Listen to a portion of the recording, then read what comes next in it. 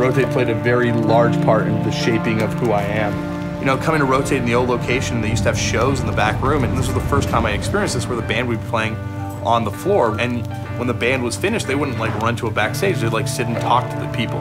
That's why I like punk more than I like any other type of music, is because there is that no division between band and fan. Anyone can be part of this, no matter what your background, no matter who you are. You have a place in punk. You know, any group of kids would be like, all right, kind of know how to play our instruments. We hate, you know, our school, or hate our government, or we hate, like, you know, life around us. Like, let's make a record about it. And they would just make a record, you know, and I think that's the thing about punk rock that's kind of been lost. And Rotate was key for me seeing that for the first time.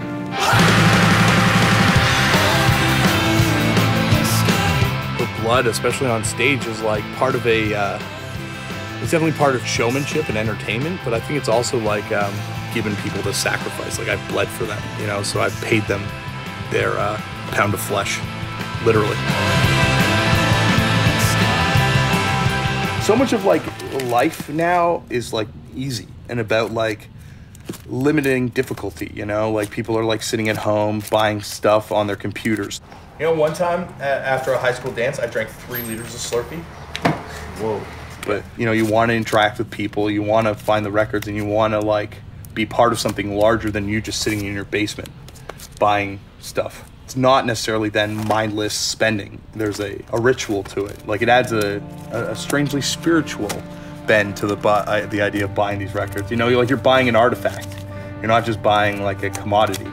This is the ritual. This is the church. You go to church and you get redemption, and that's what I'm doing right now. Brian's the dark satanic priest with the black robes. Stop filming me, please. Brian's kind of like a legendary figure. Like, he played in the most important Toronto hardcore band, Youth back in the day. And I know him from coming in here for all these years too. So it's like, you know, like I have this like weird relationship that's kind of built up over time, where it's like a reverence because his band's amazing, but it's also contempt because he's not very nice to me sometimes. Like the time you told me I could buy Rare Records, but I couldn't talk to you. So I had to communicate with you by writing everything down or by sign. There was a time that you told me, come down, I'm gonna sell you some records. And I came down and you said, no, I don't feel like it now.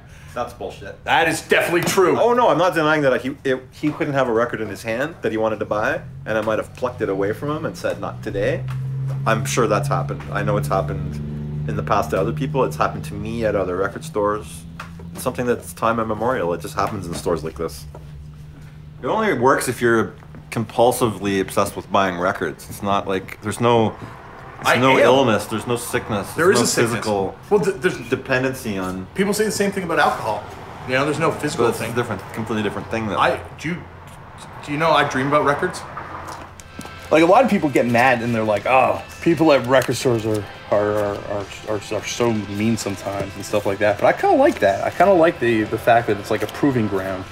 Record stores are awesome because you can go in and you can still find that pure, unchaste, you know, musical experience. That's why I can spend hours and hours in a record store, because I might be finding a record that's going to enrich my life, you know? So it's all worth it. If you find one record that enriches your life, it's all the time you wasted is worth it.